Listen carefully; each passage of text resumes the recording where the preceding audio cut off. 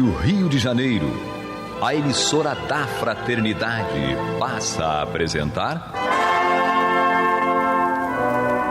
Luz na Penumbra, programa que leva ao seu coração a mensagem da doutrina espírita.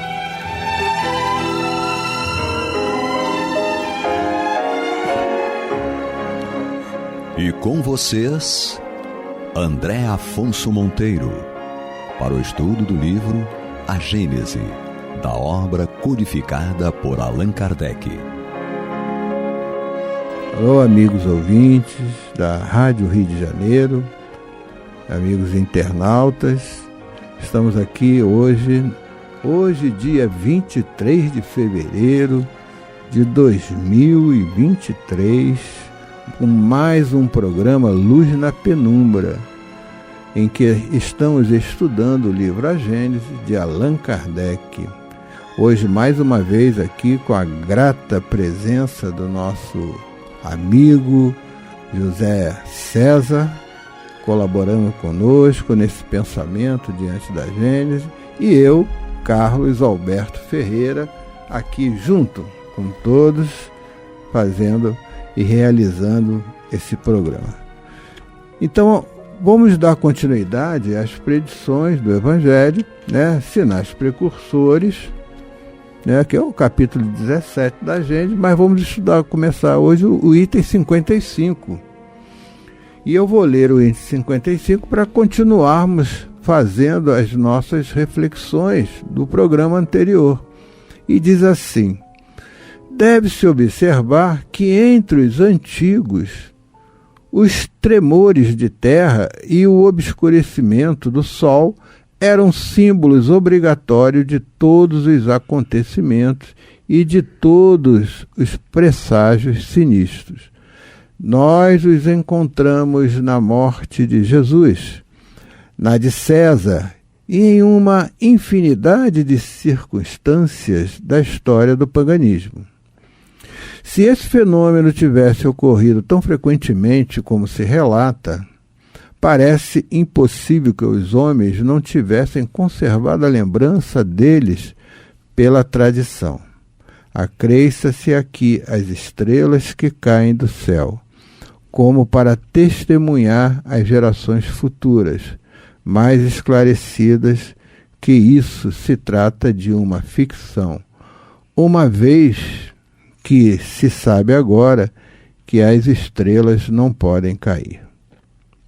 Então, César, nós aqui estamos nos deparando, vamos dar continuidade àquelas lições da semana anterior, em que deve-se observar entre os antigos os tremores de terra e o obscurecimento do sol, que eram símbolos obrigatórios de todos os acontecimentos e de todos os presságios sinistros. Quer dizer que são os abalos sísmicos, e também os eclipses solares, que isso aí está dentro do controle, divino, universal, dos nossos astros, a nossa Terra passando pelos seus processos, Você sabe muito bem disso, Você dá muito bem aquelas aulas que falam da geologia, uma ciência que chegou aí no século XIX, E chegou muito bem chegada, porque através da geologia nós tivemos o grande entendimento do desenvolvimento terreno da nossa esfera planetária, das camadas, através das eras, que são formadas, tudo bem.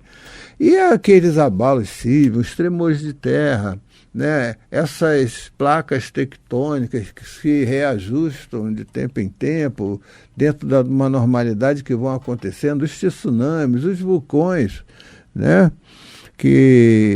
que isso não era uma questão, era tido como presságio, mas na realidade está tudo dentro do panorama natural da Terra, do seu processo de evolução terrena, que é importante. Então, nós encontramos na morte de Jesus e de César, como diz aqui, e em uma infinidade de circunstâncias da história do paganismo. Então, o paganismo, o que é o paganismo? A gente fala assim, as festas pagãs. Não, as festas pagãs, tudo bem, as festas pagãs só eram pagãs porque não eram cristãs, então eram pagãs, né? Mas tudo isso, né, com a morte de Jesus, com né, a morte de Jesus, a de César, por exemplo, e uma infinidade de circunstâncias dessa história do paganismo, né, esses fenômenos tiveram ocorrido frequentemente, como se relata. Então parece, né, como ele diz aqui, que os homens, né, não tivessem conservado a lembrança deles pela tradição. Eles são mais lembrados, e olá, amigos ouvintes da Rádio Rio de Janeiro, sejam todos bem-vindos. E eles são mais lembrados pelo seguinte: a notoriedade, para ter notoriedade de um evento naquela época tinha que ter um problema sismológico, geológico, qualquer coisa desse tipo. Então, se não tivesse uma precipitação mais pesada, então aquele evento passava em branco como outro qualquer. Parece que aquela corolário desses acontecimentos tinha que ser, evidentemente, uma dessas situações, porque aí ele fazia lembra aquele dia que escureceu, que César morreu, entendeu? Então as coisas eram mais lembradas assim, porque senão passariam em vão. Que parece também, até aconteceu com a própria desencarne de Jesus, né? De Jesus. Parece que o tempo, né? O próprio Gênesis cita que se rolasse uma pedra aquela, foi por causa da morte de Jesus, tá entendendo? Eles botavam culpa assim, assim, caísse, se o sapato virasse aqui, é porque Jesus morreu, se caísse sozinho o negócio aqui no chão. Sabe, essas coisas assim que a gente vai assimilando, e não é bem a coisa, não é bem assim. As coisas acontecem porque precisou acontecer. Agora, o mais interessante as estrelas caem do céu, a gente sabe que isso não vai acontecer, mas a gente vai vendo que isso são linguagens figuradas que essas pessoas, naquela época, tinham a condição de entender. Se falasse na questão de geologia, de biologia, ou de qualquer outra coisa assim, eles não iam ter ideia do que seria, porque essas ciências ainda não estavam descobertas. Então era necessário que Jesus, e falasse assim, Kardec nos traz essa interpretação, símbolos obrigatórios de todos os acontecimentos. Então era necessário que tivesse símbolos. Olha, gente, nós começamos a imaginar, em primeiro lugar, que nós ficamos parados aqui na Terra, olhando para o céu, e a gente vê o sol nascer no oeste lá, e depois cair lá no leste, vai dizer assim, eu estou parado aqui, o sol veio de lá, passou por cima de mim, caiu do outro lado, quem está andando é ele. Não sou eu, estou parado, não saí do lugar. É verdade, né? A gente acha isso, e não é bem assim. É como aquela coisa, né? E a Terra era plana, né? Tem uma história dessa com o Papa Pio XII, se não me engano, há muitos anos, que ele manda dois. Isso aí está inclusive na apostila do nosso História do Espiritismo, lá nos cursos do CELD. Pelo menos tinha esse trecho na apostila antiga. Agora na nova eu não sei se tem, mas é uma história que o Papa manda que dois abades lá, estudiosos dessa questão científica, fossem até onde a Terra se encontra com o céu. E eles dizem que viajaram, naquele tempo era a pé ou cavalo. Então, 5 anos depois eles voltaram, dizendo, inclusive, para o Papa, que eles, ao chegar lá no encontro, eles tiveram que andar baixado, porque senão batiam com a cabeça no céu, tá entendendo? É verdade. Isso aí demonstra o quê? Que se eles não falassem isso para o Papa, porque eles não encontraram nada disso, mas são mentirosos, eles falaram mentira, porque senão eles iam para a fogueira, né? A ideia era de que a Terra era quadrada, tinha fim plana, né? Então plana, ali morreu. Então se eles não falassem isso, eles acabariam na fogueira. Então eles, para se safar, disseram, não, olha, nós chegamos até o final, só que tivemos que abaixar a cabeça para não bater com a cabeça. Justamente, eu estava assistindo E já não era o tempo de Jesus, desculpe, Calil, já não era bem um tempo mais avançado, hein, dos papas e tudo mais. Pô, peraí. Eu tava vendo um astrônomo, né, muito conhecido aí, atual, não sei o nome dele, e estava falando sobre esse cometa que está passando. Eu não sei se já passou, ainda está aparecendo. Então ele falou, dá para se ver a olho nu? Aí dependendo, não sei o que dá. Aí ele explicou, é uma luzinha que tu vai ver assim, bem levezinha, verdinha, meio esverdeada assim, mas bem longe, bem coisa. O cometa. Aí ele falou assim, imagine o cometa Halley em 1910, quando ele passou aqui. Ele estava bem visível.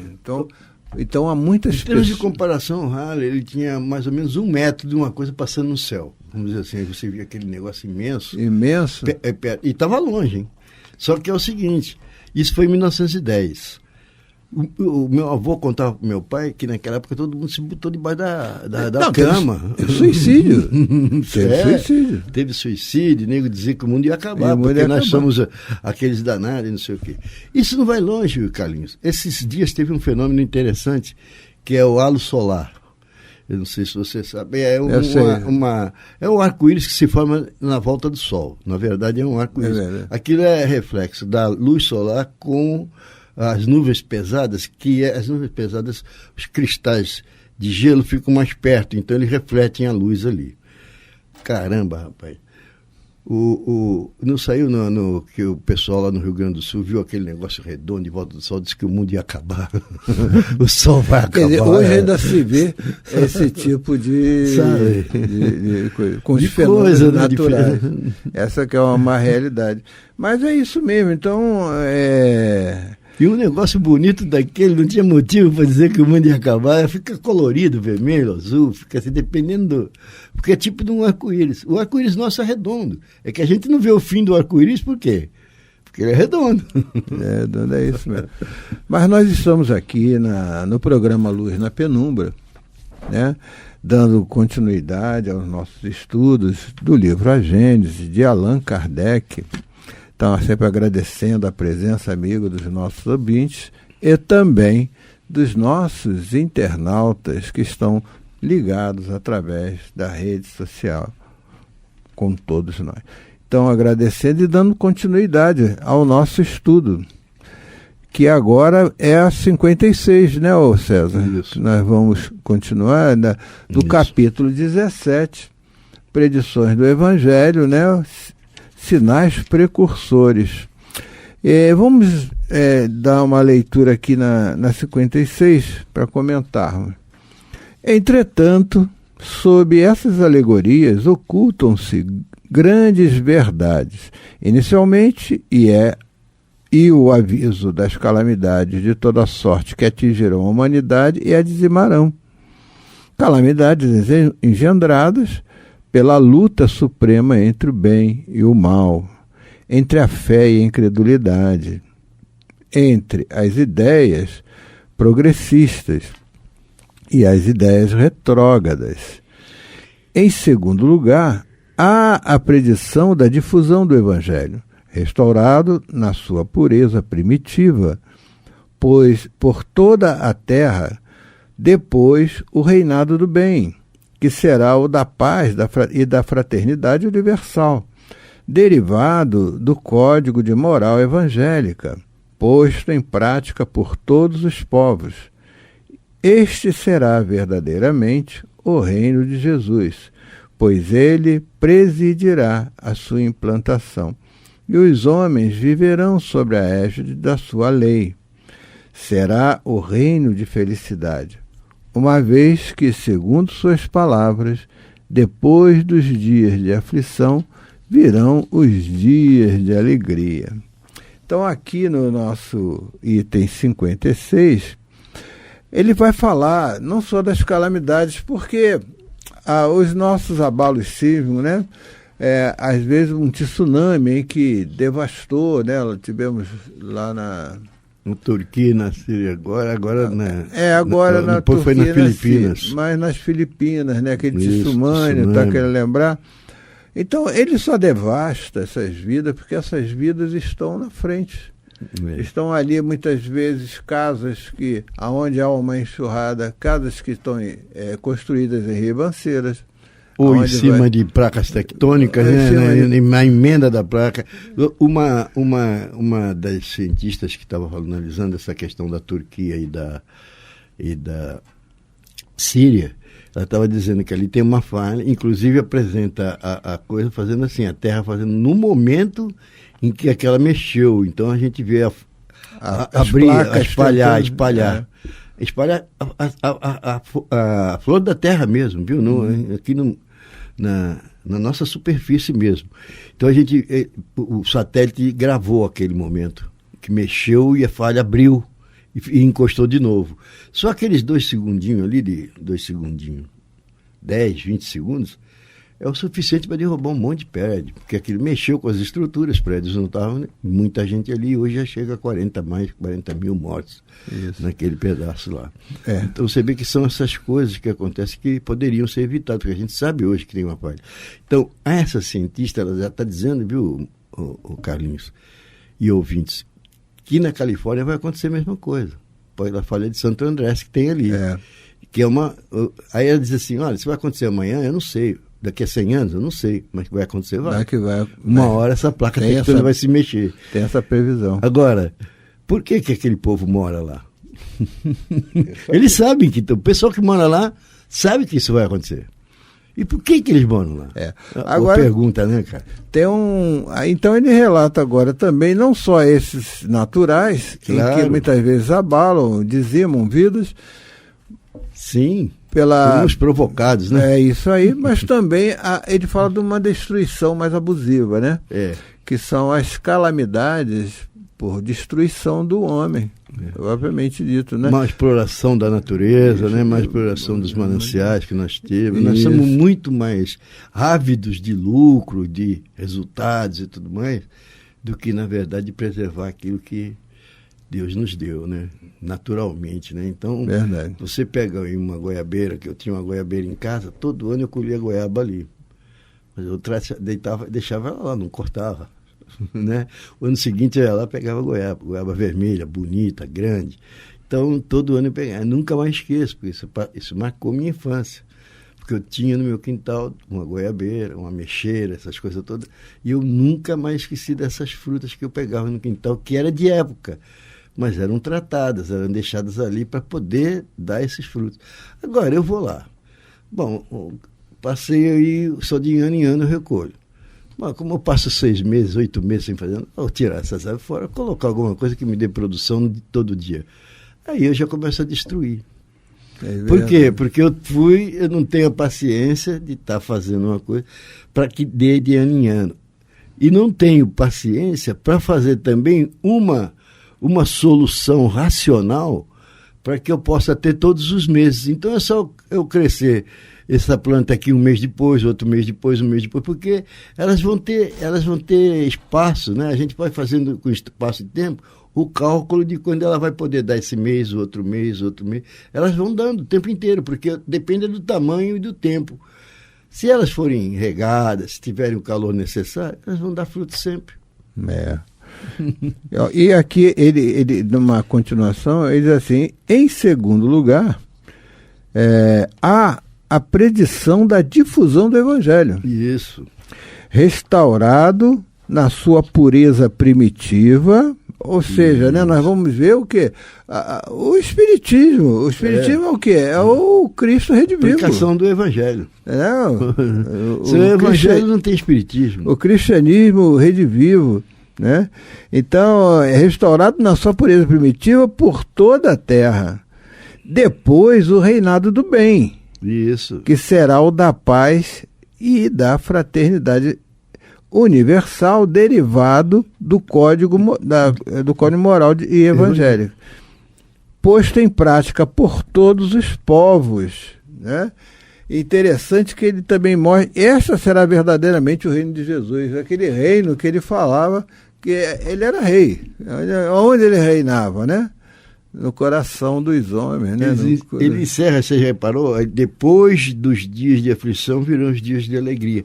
Exatamente como lá em João 16, no 20 a 22, que ele comenta lá no 52, quando ele encerra, é assim que o vosso coração se rejubilizará e ninguém arrebatará a vossa alegria. É aquela velha história.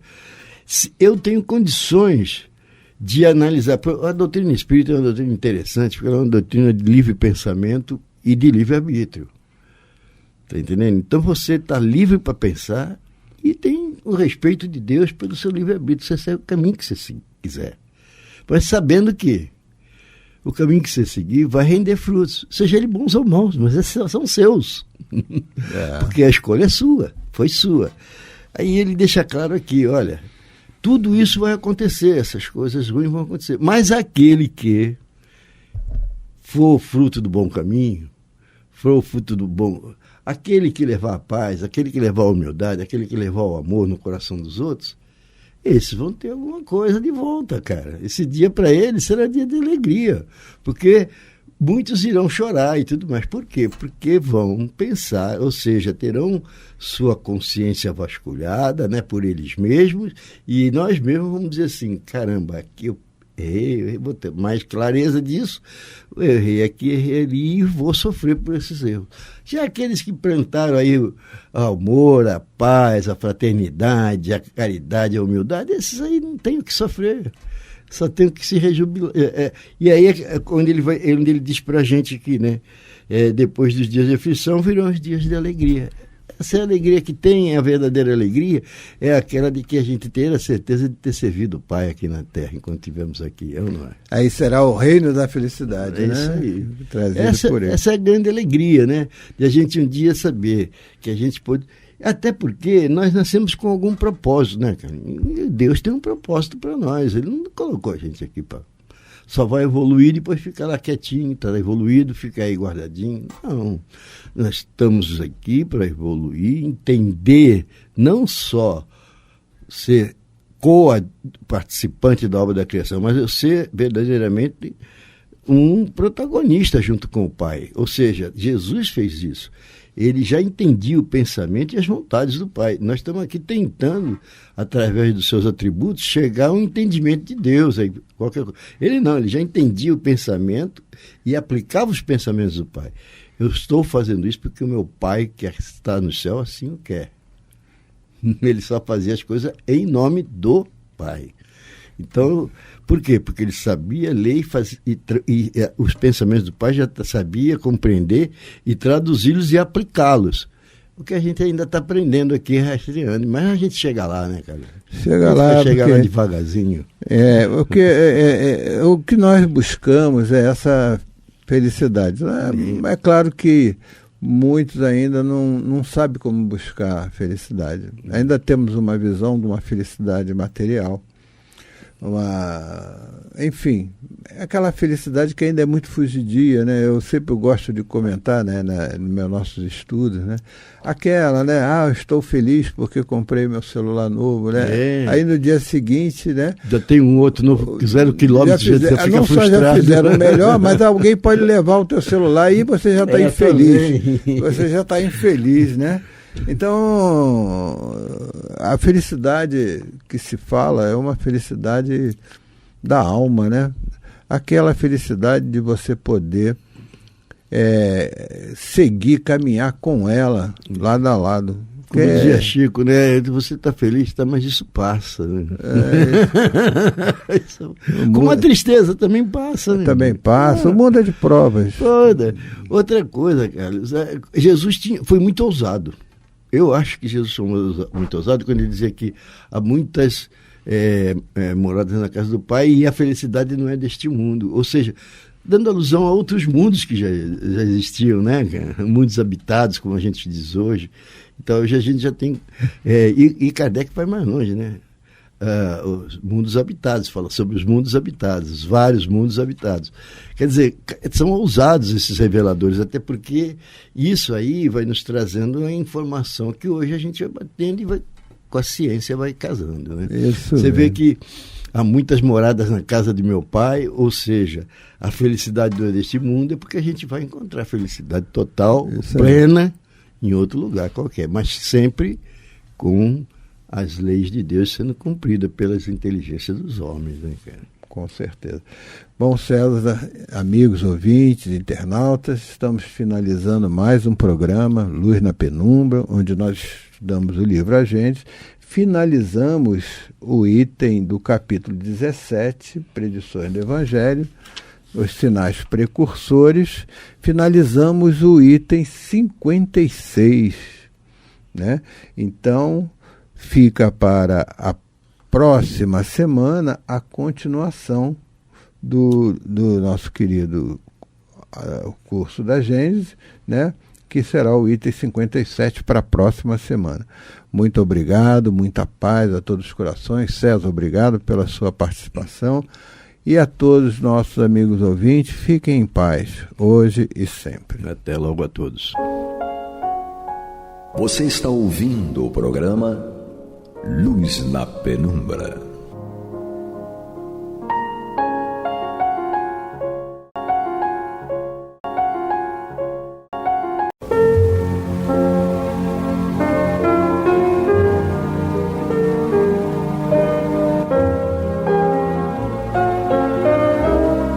A Rádio Rio de Janeiro está levando ao seu lar e ao seu coração a mensagem consoladora da doutrina espírita, através do programa Luz na Penumbra.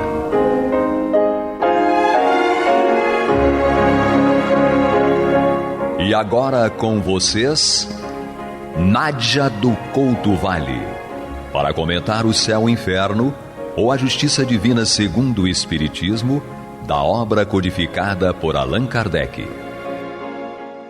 Amados e amadas ouvintes internautas, que a paz de Jesus permaneça conosco hoje e sempre. Vamos dando continuidade ao nosso estudo que fazemos juntos aqui pela Rádio Rio de Janeiro, a emissora da Fraternidade, no programa Luz na Penumbra.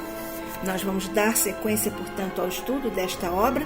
Estamos no capítulo 5º da segunda parte desta obra, um capítulo no qual nosso querido codificador Allan Kardec nos traz o depoimento, a trajetória, os ascendentes e as consequências da adesão de espíritos, de criaturas, quando estavam encarnados, ao materialismo. Nós sabemos que o materialismo é uma vertente da filosofia que advoga que não existe nada além da matéria e que isso, naturalmente, tem graves implicações na vida, na percepção da criatura enquanto encarnada, nas suas relações, inclusive interpessoais, na relação com o mundo, com as pessoas. E, evidentemente, isso também transborda e acompanha o materialismo além da carne, no plano espiritual. Quando eles despertam no plano espiritual, evidentemente que experimentam uma grave decepção. Mas o Espiritismo, evidentemente, condena o materialismo, mas não os materialistas. Nós condenamos a postura materialista, mas não as pessoas que aderem ao materialismo, até porque mais cedo ou mais tarde elas vão descobrir a verdade. Dito assim, parece que nós não temos mais nenhum veso, nenhum movimento materialista no mundo, mas isto não é verdade. O ateísmo continua fazendo adeptos, embora com menos, suponhamos nós aqui conversando, supomos nós que não com tanta expansão como aconteceu no século XIX, em que houve efetivamente um embate entre o materialismo e o espiritualismo, e aí desdobrando-se o espiritismo no século XIX. Hoje nós continuamos tendo um movimento materialista, mas hoje são chamados os novos ateus ou os neo-ateus. Existe até um movimento que tem, vou colocar entre aspas, a Igreja dos Novos Ateus. Aí estão, por exemplo, pensadores que são respeitados intelectualmente, do Dennett, do Dawkins, do Michel Onfray, do John Gray, e essas situações em que essas mentalidades que são intelectuais, alguns filósofos, eles acreditam que Deus não existe e continuam falando sobre a inutilidade de se falar sequer em Deus. Richard Dawkins, por exemplo, que é um popular escritor de ciência britânico, é professor da Universidade de Oxford, ele proclama em seu livro Deus, um delírio. A hipótese de existência de Deus é tão improvável quanto uma rocha se transformar numa pessoa, para nós vermos o grau de convicção em que estão essas criaturas, e são cientistas. Nós acabamos de ver professores, cientistas. Então nós vemos aí muitas posturas que acabam também enveredando por esse caminho e muitas vezes até insinuando, afetando, induzindo as mentes infanto-juvenis, como é, por exemplo, o caso de Daniel Dennett, que escreveu Quebrando o Encanto, uma outra obra de outro filósofo, naturalmente, um chamado Novo Ateu. E ele, claro, fala contra a religião, contra a existência de Deus, a existência da alma e, consequentemente, a vida futura. Um outro que também está nessa linha é o francês Michel Onfray, filósofo que é um dos mais lidos na atualidade. Ele diz que as 3 grandes religiões monoteístas vendem ilusões e devem ser desmascaradas, como o rei da fábula de Andersen. E ele diz: quem começa a fazer perguntas sobre os textos sagrados e a doutrina das religiões só pode chegar à conclusão de que todas estão erradas.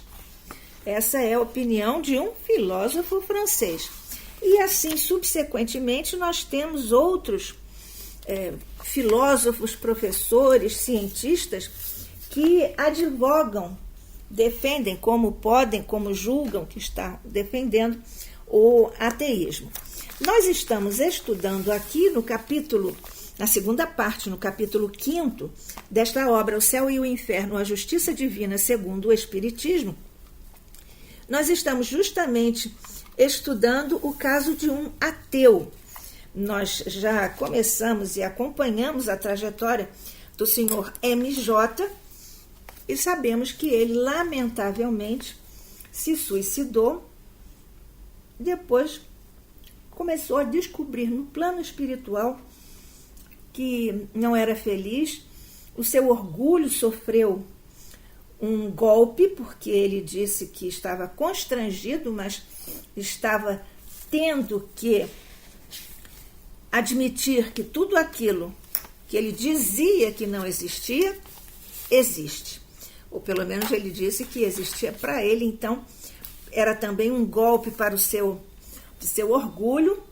Ele declarou que o motivo que o levou ao suicídio foi o tédio de uma vida sem esperança, e nós sabemos que ter uma causa pela qual nós devemos nos esforçar, ter um projeto de vida, isso faz com que nós renovemos sempre o nosso ânimo para vivermos os nossos dias. E, aliás, lá em O Livro dos Espíritos, na pergunta 943, quando Kardec indaga aos espíritos orientadores da humanidade por que o homem, por que a criatura se suicida, eles responderam: por desgosto da vida, pela ociosidade, pela falta de fé e pela saciedade. Aqui está a falta de fé, naturalmente, os ateus não têm essa fé desse ponto de vista da religião. Mas nós sabemos que o Espiritismo é que fortalece justamente a esperança, porque o futuro se descortina a todos nós.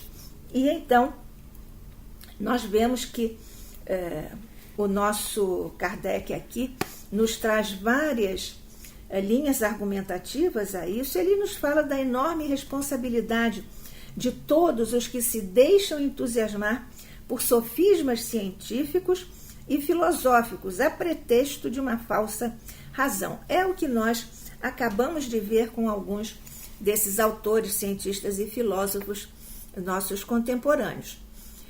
E ele disse, nós temos aí, que se deixam entusiasmar por essa ideia desesperadora, que na verdade é desesperante também, porque promove o desespero depois, que é uma fonte de tantos crimes e de tantos males, daquilo tudo que acaba com a vida física nessa crença.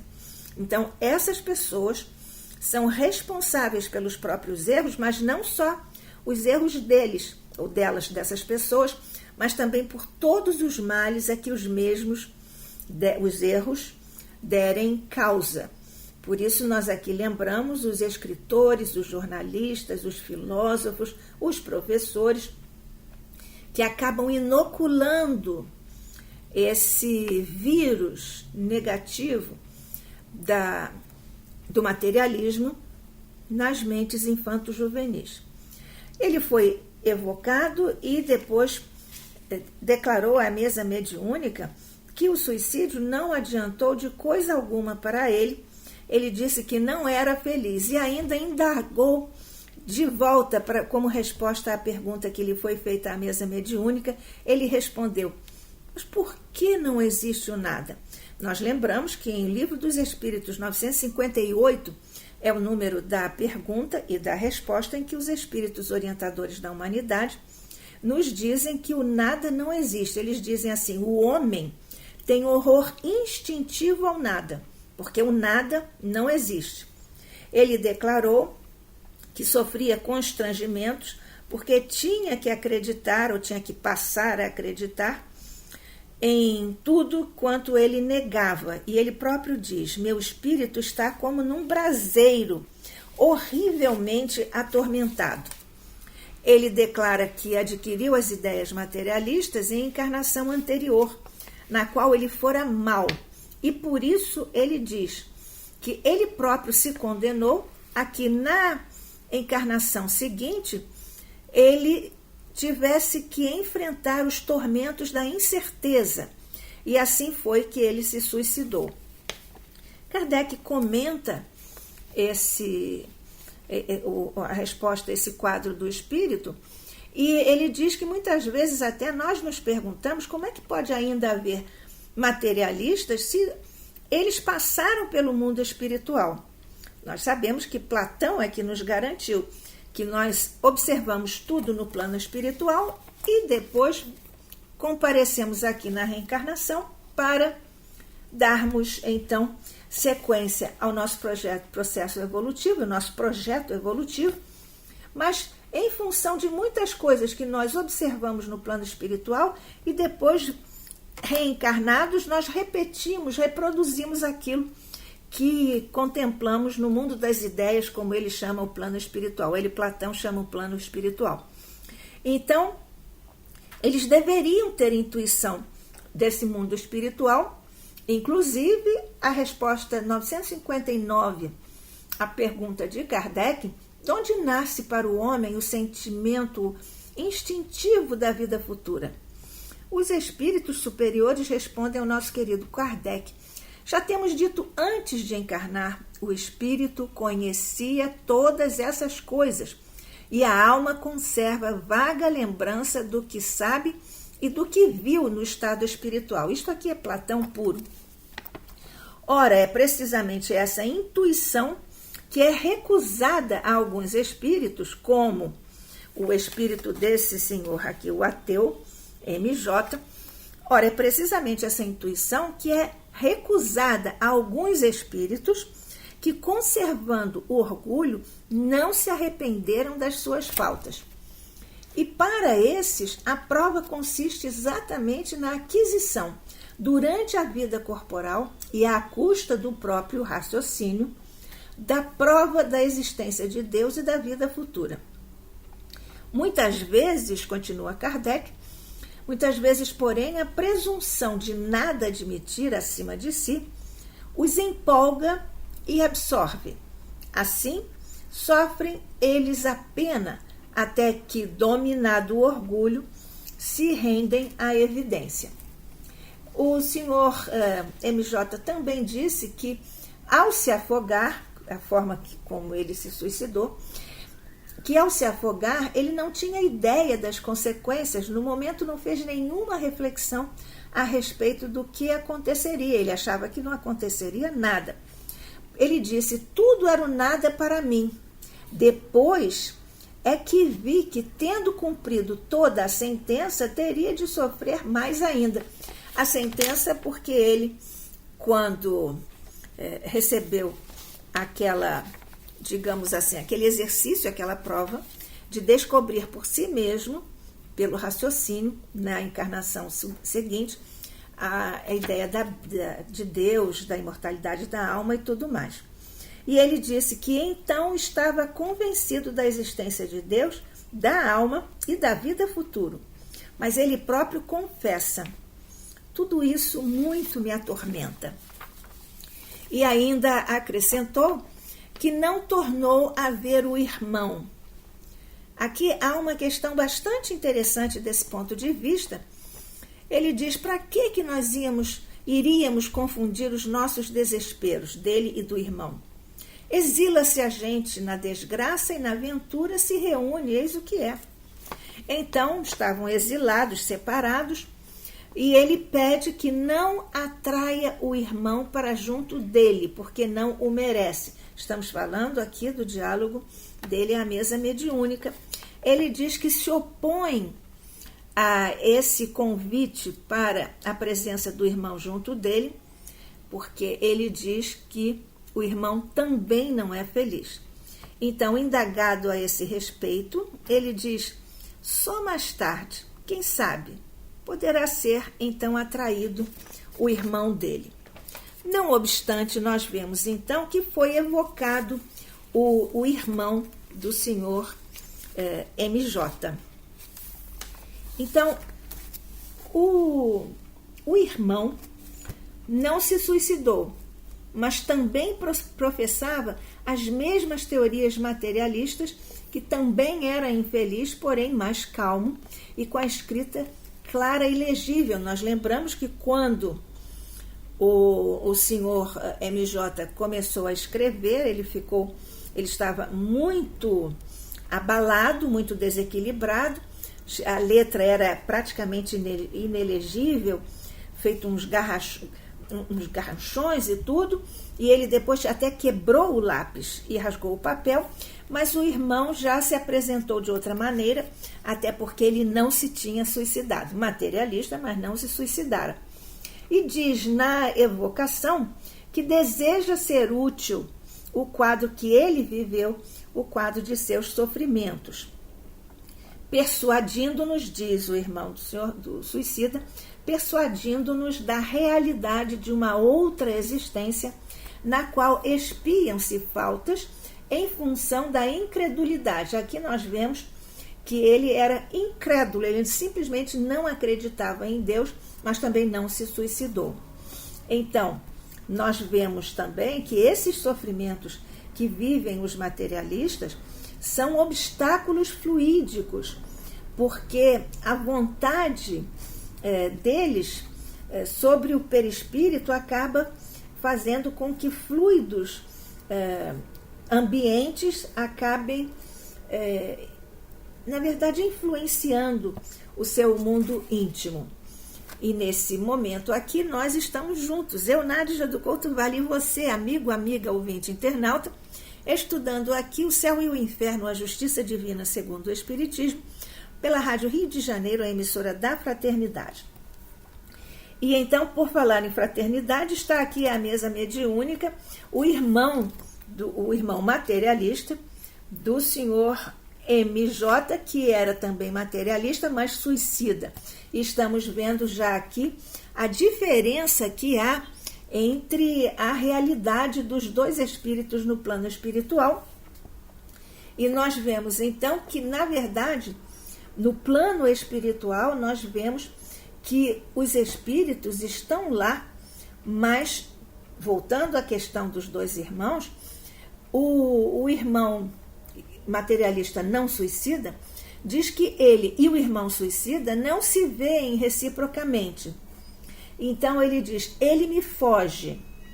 Mas então como é que os espíritos podem evitar-se no plano espiritual? Então Kardec, em mais uma de suas preciosas notas, nos informa e nos ensina que lá não há obstáculos materiais, lá no plano espiritual, não há refúgios impenetráveis à vista, portanto ninguém consegue se esconder no plano espiritual de quem quer que seja. Mas o que diz o nosso querido Kardec?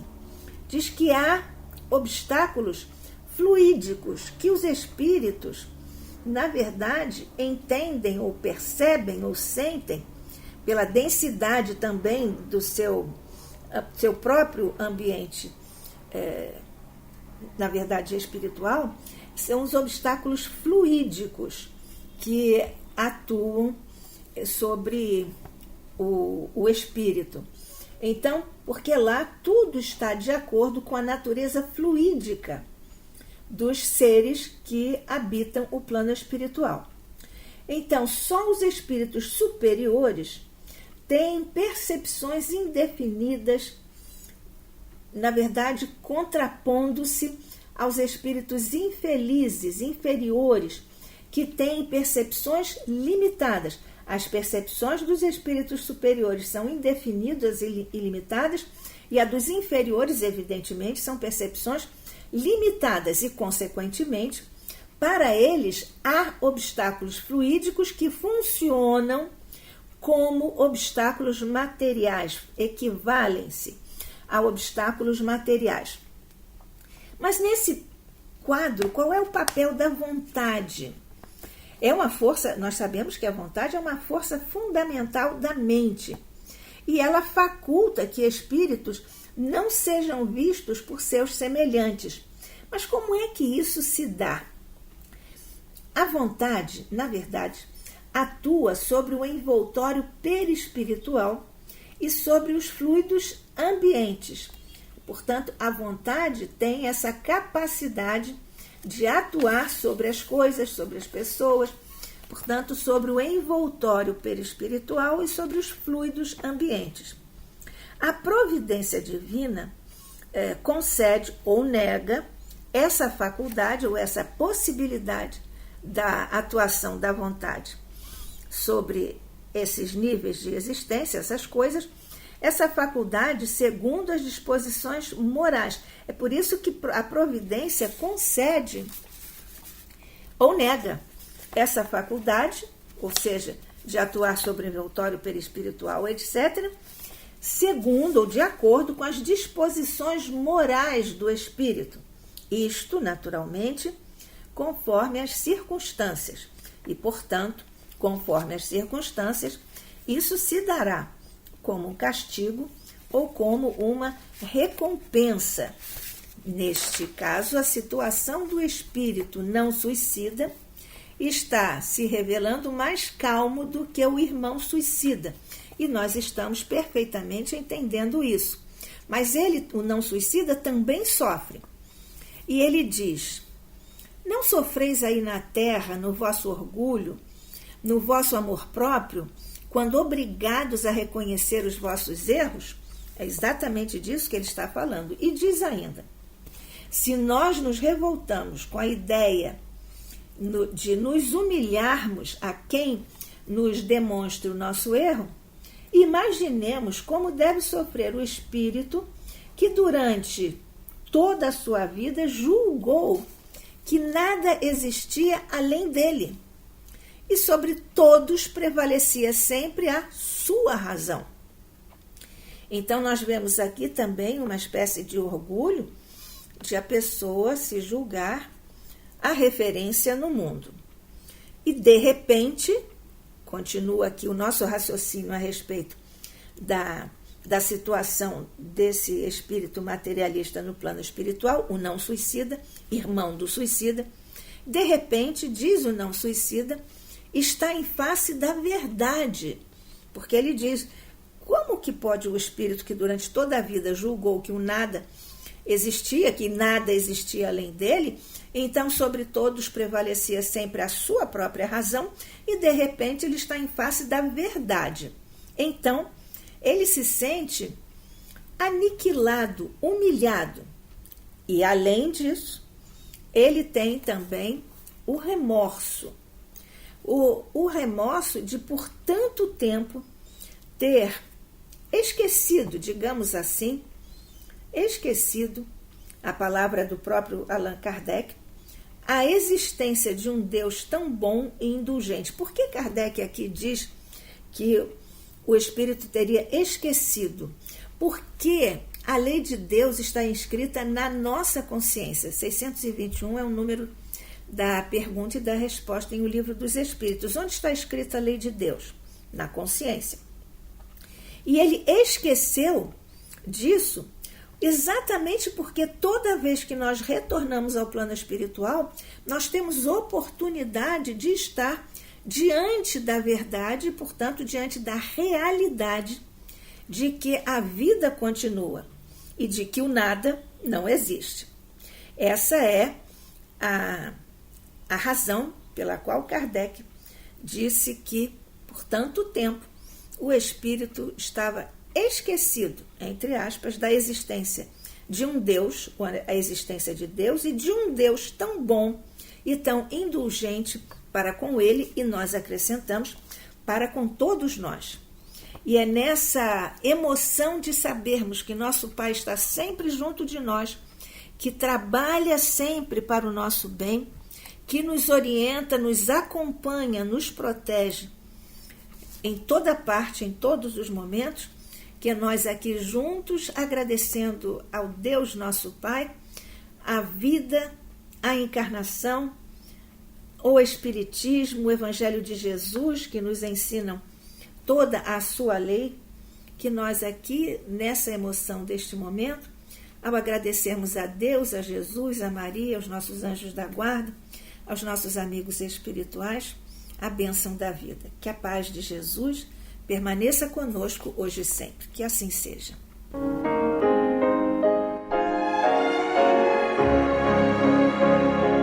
E vamos ouvir agora a prece de encerramento de nosso programa, na voz de Geraldo de Aquino. Jesus, dá-nos coragem para a luta, piedade para os insultos e misericórdia para as injustiças e ingratidões. Limpa nossa alma de inveja e ambições mesquinhas, de ódio e de vingança o nosso caminho.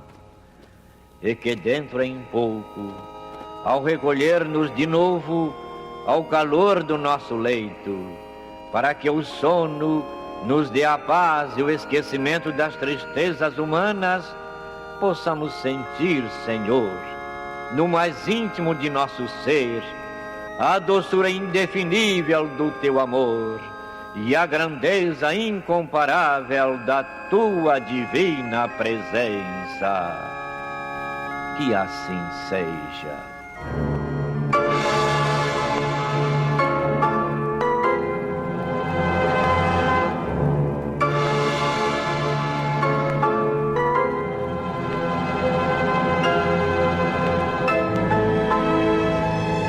Acabamos de apresentar o programa Luz na Penumbra, que voltará a ser apresentado amanhã às 21 horas nesta emissora.